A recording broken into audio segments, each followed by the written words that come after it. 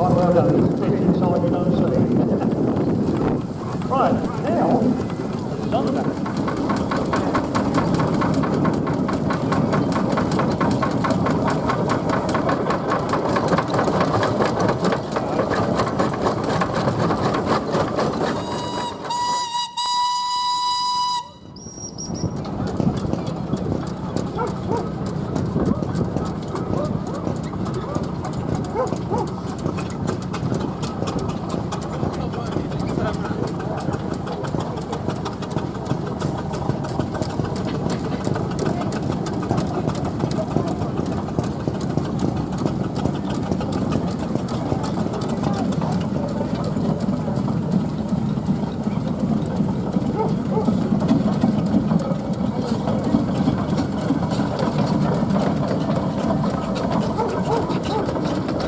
Well, the steam engines are in the arena road roller.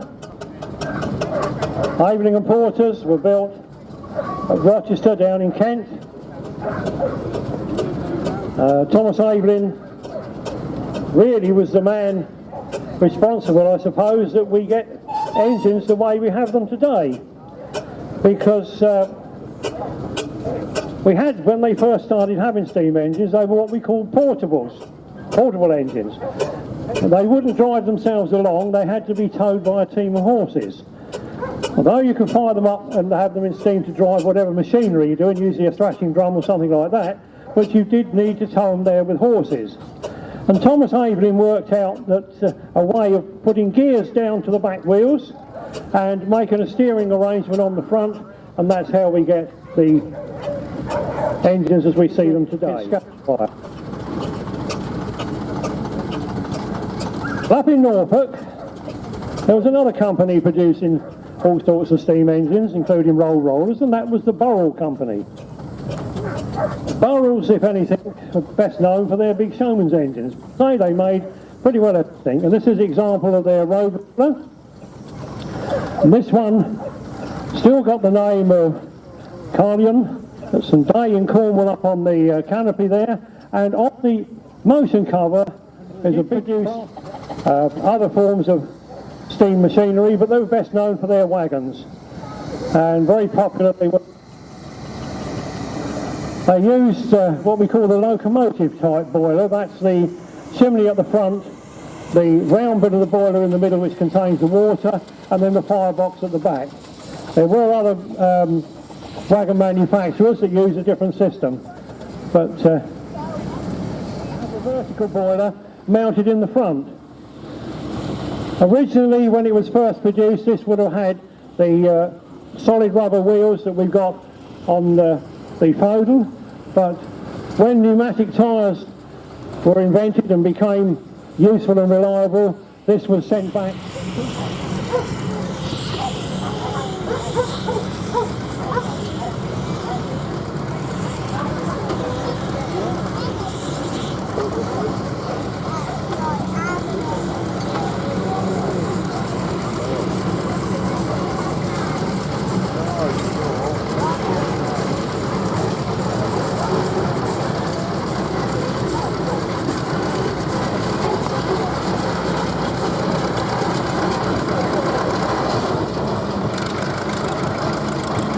Now we've had wagons, we've had rollers, and now we've got an agricultural engine, again built by Burrells up at Thetford in Norfolk. This is Charlie B, and this type of engine would have been used for agricultural work, not for ploughing or moving carts around the field, but probably used with a thrashing set. Before the sorry this keeps cutting out, but every time an engine goes past the commentary box I lose the signal. Not me stuttering, I promise you. The days before we had the combine harvester through the thrashing drum to separate the grain out of the stalks, and these were the type of engines that would haul that thrashing tackle about and would then have a belt put round the flywheel to drive the thrashing drum. Now this one's not running by steam, it's running by a Perkins diesel engine. And this is what road rollers became after steam, or really I suppose the internal combustion engine became reliable and successful. The steam engines, a lot more work with a steam engine, and they were sort of disposed of, and we went over to diesel rollers like this one. But still again with that scarifier on the back. And we're just moving them around to point them in the right direction for the sunshine, because out in the arena with us we have Ken Riddle. Ken writes a lot for Vintage Spirit magazine, and Ken likes them pointed in the right direction for the sunshine when he takes the photos. So all you people that are sat on the beer tent side of the arena are going to look at the back end of them, but people on the other side can see the front end. Sorry about that, but it's the way the sun's shining. His request, they were going to face them that way, and Ken said, can they face the other? Always happy to oblige the journalist.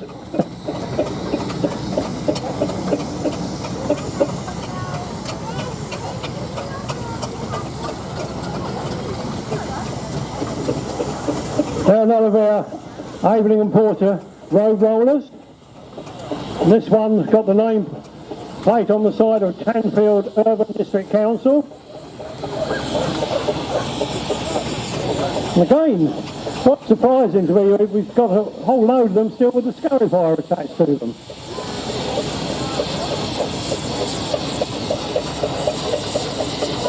Nowadays, a lot of the road rollers, modern stuff we have, they actually have rubber tyres on them, which, according to the experts, they press the stones into the tyre.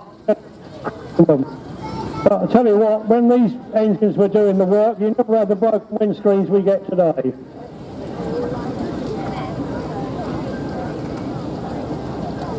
Now the first of our show engines, Stuart Maggs with his Garrett. Garretts were built up at Leiston in Suffolk. And this was a small showman's tractor that would hold the smaller fairground rides around from town to town. And when it arrived at the fairground, after the fair had been built up and was open in the evening, just in front of the chimney there you can see a round lump of metal, that's a dynamo, and a belt was put from the pulley on the flywheel onto the dynamo pulley, and you generated your own electricity.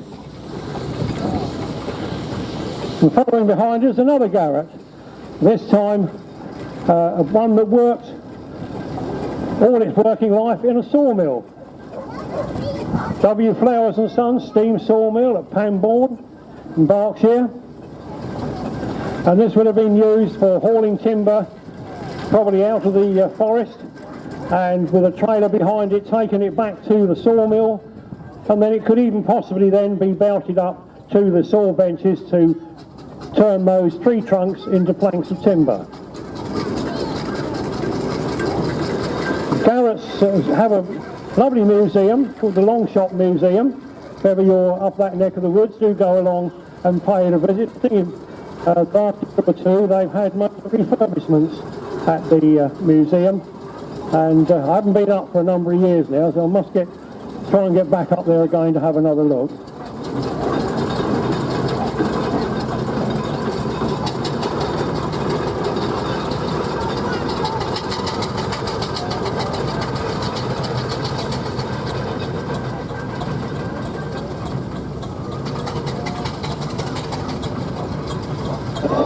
Now an engine that, looking at the plate on the side of the toolbox, my wife would love to have seen this, because it's worked its working life at Ravensthorpe, Dewsbury, where she was born. Hampshire Brothers presumably were agricultural contractors or hand haulage contractors, and they used this engine up there, and this one is still running on its original metal strakes. They didn't have the rubber tyres that you see on a lot of them today. They had these bars welded on at an angle across the wheels, and that was the only grip they got.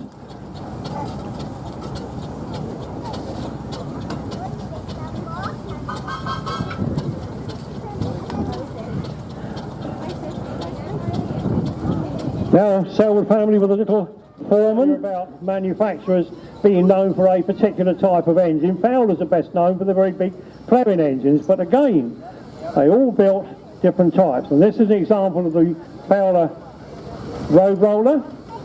This one's still undergoing restoration. I noticed the front forks there have all been nicely painted, and it's had a new canopy put on the top, but all the rest of it still is very original. Mechanically, yes, it's been restored, but the paintwork on it is completely original.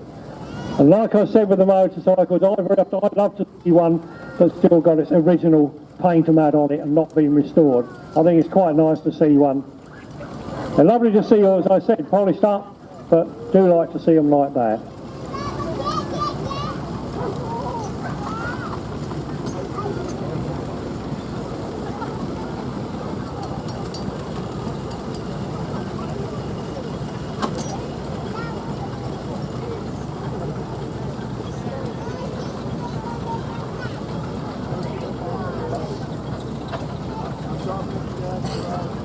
Now we've got our miniature engines joining us.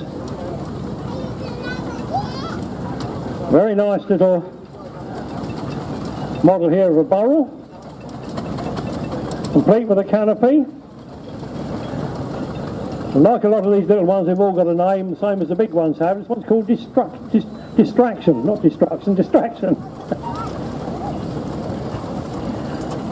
Fowler, 3-inch scale Fowler, and a 3-inch scale barrel. Now, 3-inch scale, look at the size of this and look how many people sat on the trailer. That's pulling it easy. Don't ever underestimate the power of steam. Now, a McLaren, a bit bigger this one.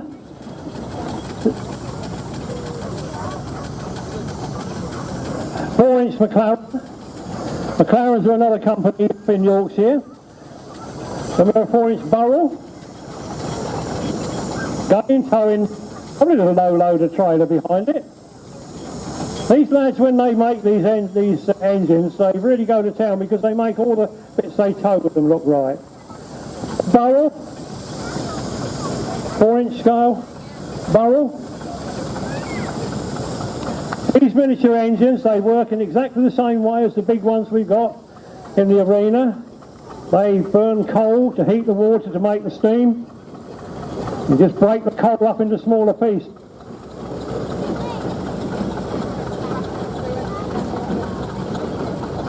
There we have poor Joe, 4-inch scale. 4-inch Fowler. Every time I turn round, everything cuts out. 4-inch scale Fowler engine. And something a little bit unusual, you don't get very many, a lot of people, they build miniature traction engines, but very few people build a miniature roller. There's a very nice example of a Clayton roller. Hey, not very often you see a miniature engine, probably about a 4-inch scale again, this one. Clayton and Shuttleworth, another maker we haven't had represented in large or small form yet. 4-inch scale again. And another McLaren with the extension bit on the chimney so the poor driver doesn't get covered in smoke when he's driving it along. And a miniature Colden wagon.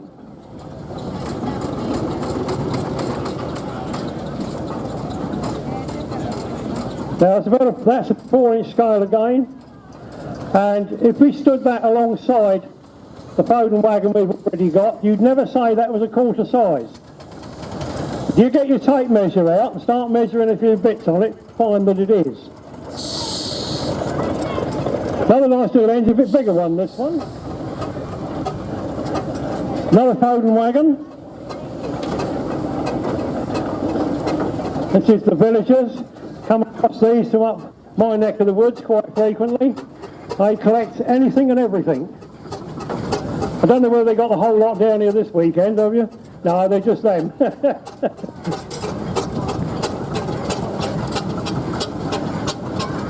Another unusual maker, Savage. Savages of King's Lynn. And Savages, funnily enough, are best known for their centre engines for sets of gallopers. other than road-going engines, but they did make them as well.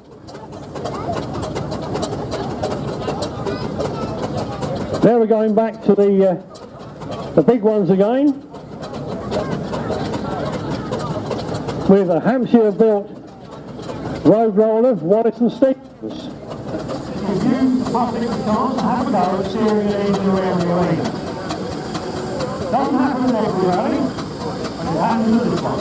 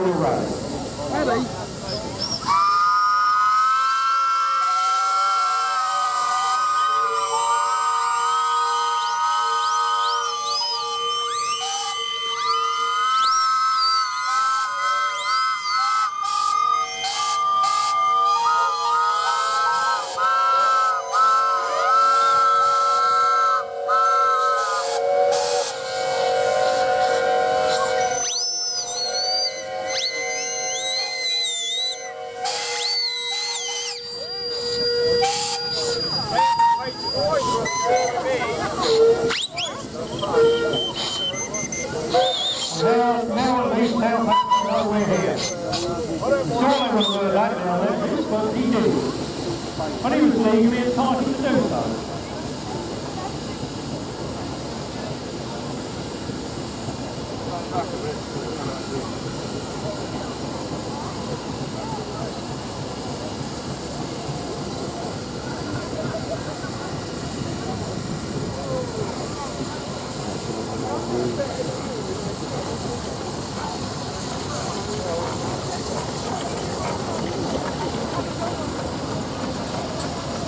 Finally, the barrel engine just going past me here.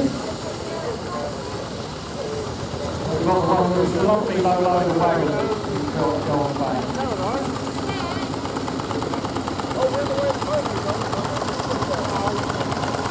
Harold, you move.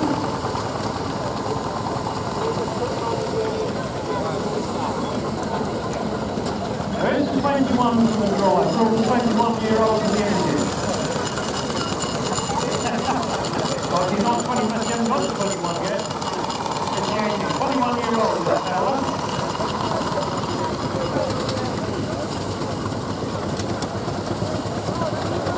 Whiteman Cutworth. Rosie.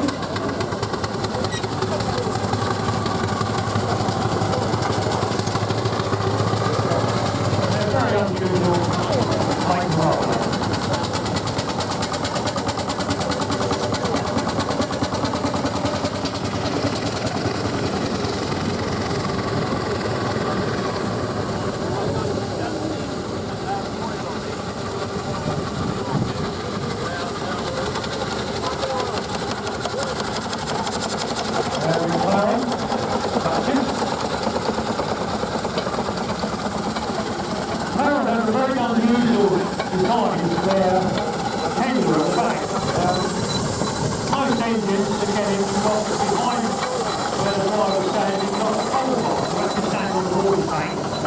Behind you is the coal box, and you have to climb over the top of the engine. But the Clarence had a totally different design, where the coal box was two round stops on either side of the back, and you actually climb over the engine over the back.